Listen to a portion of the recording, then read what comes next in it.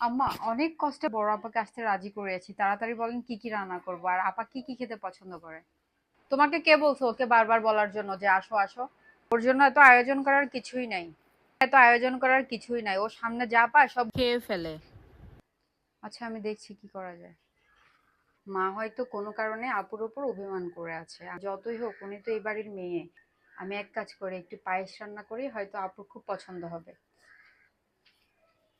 আম্মা, পোলাও চালটা কোথায় রেখেছিলেন? কেন, কি করবা? পায়েস রান্না করবো। রান্নাঘরের র্যাকের নিচে আছে, দেখো গিয়ে। মা, আপনি অস্থির হবেন না, আসলে ভাবি অনেক জোর করেছে তাই আমি আসছি। আমি সন্ধ্যার মধ্যেই চলে যাব, কোনো সমস্যা নাই। ঠিক আছে, যাও ভিতরে যাও।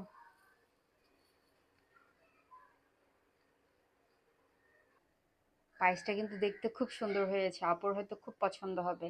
এক কাজ করি, আমি এটা একটু ঠান্ডা হতে দিই আর আপুকে কল দিয়ে দেখি যে কত দূর এসেছে। আপু চলে আসছেন? কখন আসছেন? ভাবি, বেশিক্ষণ হয়নি। আচ্ছা ঠিক আছে, আমার সাথে রান্নাঘরে আসেন। আচ্ছা। আপু, আপনাকে এত রিকোয়েস্ট করতে হয় আসার জন্য? আমার তো পুরো মাথাটা হ্যাং হয়ে গেছে আপনাকে বলতে বলতে বলতে যে আপু আসেন আসেন আসেন। আর বাচ্চাদেরকেও আনেননি সাথে করে। বাচ্চারা তেমন বাসা থেকে বের হয় না, আর ওদের এখানে আসতে তেমন ভালো লাগে না। বাচ্চারা চায় না নাকি আপনি আনেন না? আচ্ছা, বাদ দিয়ে এসব, ধরেন পায়েসটা খেয়ে নেন।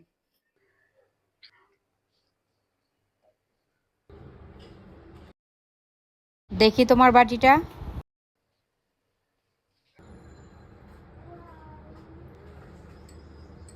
ঠিক ঠিক আছে, আছে, নাও। নাও।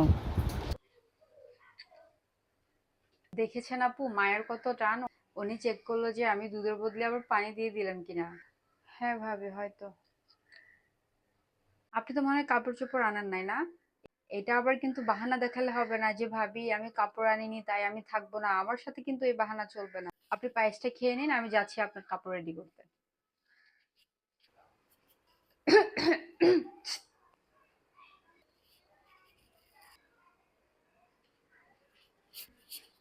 জি আম্মা, বলেন।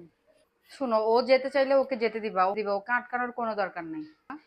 কেন আম্মা, মেয়ের সাথে কি বেশি সময় কাটাতে আপনার ভালো লাগে না? এই প্রথম দেখলাম কোনো মা চায় তার মেয়ে বাবার বাড়ি চাইতেও শ্বশুর বাড়িতে বেশি থাকুক। এত অবাক হওয়ার কিছু নাই, ও আমার সৎ মেয়ে। ও আচ্ছা, তাহলে এটাই কারণ। এতক্ষণে আমি বুঝতে পারলাম। আর ওকে এত আপ্যায়ন করার কিছু নাই। তোমার ননদ শুধু একজনই আছে। হ্যাঁ মা, আপনার মেয়েকে যেমন আমি নিজের বোনের মতো দেখি, বড় আপু আমার কাছে নিজের বোনের মতোই। তাই আমি ভাবি আর মা হিসাবে আমার দিক থেকে আমি আমার দায়িত্ব পালন করবোই, আপনি যাই বলুন না কেন।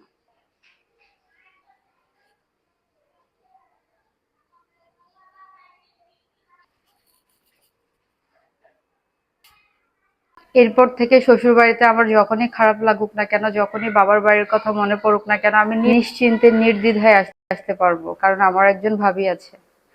তোমার যখন ইচ্ছা তুমি তখনই নিশ্চিন্তে তুমি তোমার বাবার বাড়িতে আসতে পারো, আমি আছি।